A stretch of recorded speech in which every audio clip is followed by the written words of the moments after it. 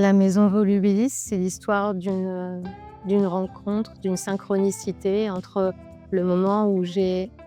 réfléchi à un concept qui était, dédié à Hexagone et la rencontre ou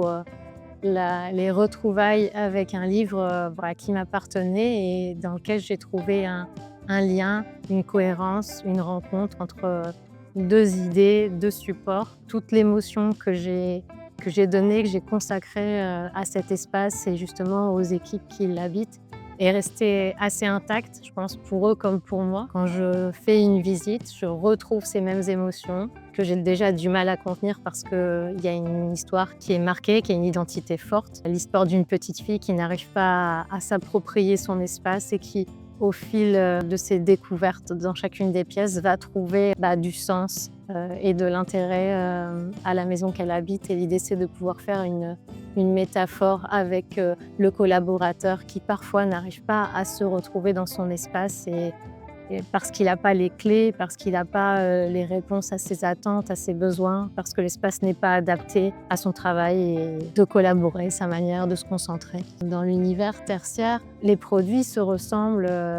et trouver sa part de singularité, arriver à se différencier ou faire qu'on va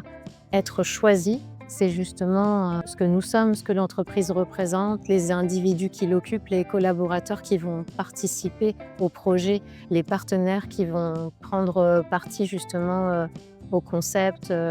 à la réussite, de l'espace. Créer des moments de magie, des moments de surprise, c'est rentrer, dans l'intimité, pour mieux comprendre, pour mieux cerner,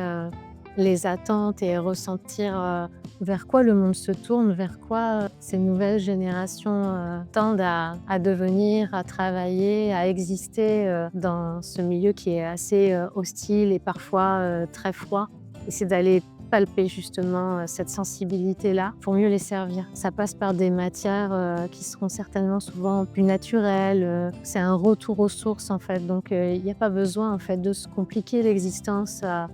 trouver des grands mots, mais plutôt d'aller chercher, ce qui est en chacun de nous et je reviens toujours sur ce sujet qui est de l'ordre de l'émotion.